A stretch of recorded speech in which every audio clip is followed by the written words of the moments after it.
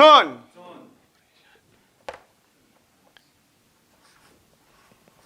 Than.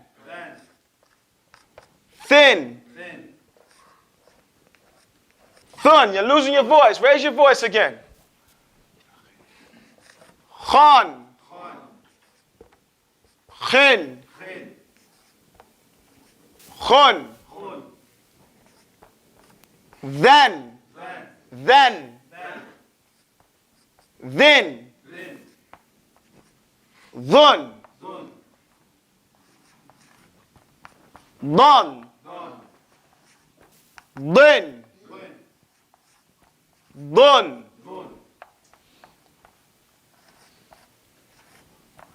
Dun. Then. Dhun. Run. Run. Run. These are the examples that you will see of tanween. These are all of them. There are no others. This is tanween. Between every letter, there's only these letters. And they only come an, in, un. So it's only going to be ban, bin, bun, or jan, jin, jun, or qan, qin, qun. So look at it. There's nothing strange. And if you can recognize this and you can read this, then we can go forward. Okay? Now, let's go forward. Do you have any questions?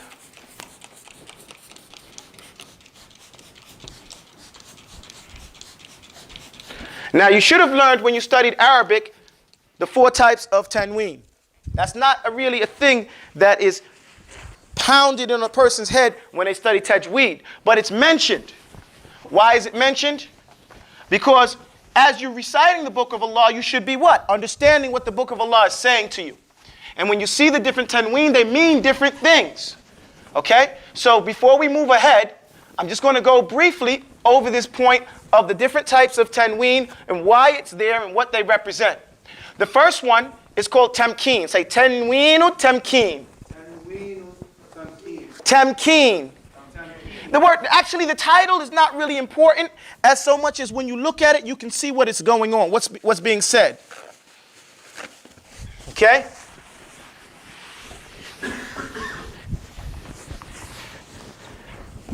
I don't want to confuse anybody. Look, we have tamkeen, we have tankir. I'm writing it in English for transliteration so people can get it. Muqabala and iwad. In Arabic, tamkeen, tankir, muqabala, and iwad. Okay? Now, we're going to go over these right now. The first one is called tamkeen. The tamkeen here, Meccan, is established. This is the tanween that you see after Zaydun. Say Zaydun. Zaydun. It's after any name. Muhammadun. Sallallahu alayhi wasallam. You see this. You see the tanween. Right? That tanween is the tanween that you say, or they call it tanweenul sarf. That's another nickname that they call it. The tanween that comes after names, words that yusarrif, that change. And sarf means what? Change. When you studied Arabic, it says sarf is to change something. Like if you give me $1, I'm going to give you a nickel back. You know what I'm saying? So that's how it goes. So you change it. Yarhamakumullah. So this is the first type of tanween. And it comes on the ends of words that are names, person, place, or things, and these things change in their form. You can say Zaydun wa Zaydan. You know, so you say Ra'aytu Zaydan. So you would say Zaydan at this point. Okay? Marartu bi Zaydin with kasra. Okay? That is tanweenul tankeen. You get it? The basic one and the one that is seen for the most part. Astaghfirullah. What's my time looking at? Okay, good. I'm good. I don't need 15 minutes. Tabarakallah. Alhamdulillah. The next tanween that we see is called tankir. Tanweenu, tankir. And nakira is something that is indefinite, if you want to say the term. As a linguistic word, it's something you don't recognize. From that word, we get munkar, something that we don't recognize. You know, nakir and munkar, the two angels that look fierce and they're tough with everybody. You know, that you're going to see as soon as your peoples get like 40 steps away from the grave. You know, these two angels, man rabbuk, who's your Lord? You know, those questions they put on you. Nakira, unknown, okay? Something ugly because you don't recognize it. Okay, so here we find this like if I said, Ra'aytu Zaydan, right? I saw Zaydan, and that's the Zayd we know. Wa Zaydun, and I put a tanween here. This is the Zayd that we don't know. Meaning, what Zaydun akhar, some other Zayd. Okay? Do you understand what my point right there? Or it's done, a lot of times you'll see it done with a name that is a non-Arab name. Mabniya, ismun mabni. For example, give me an English name, an American name. Paul, okay?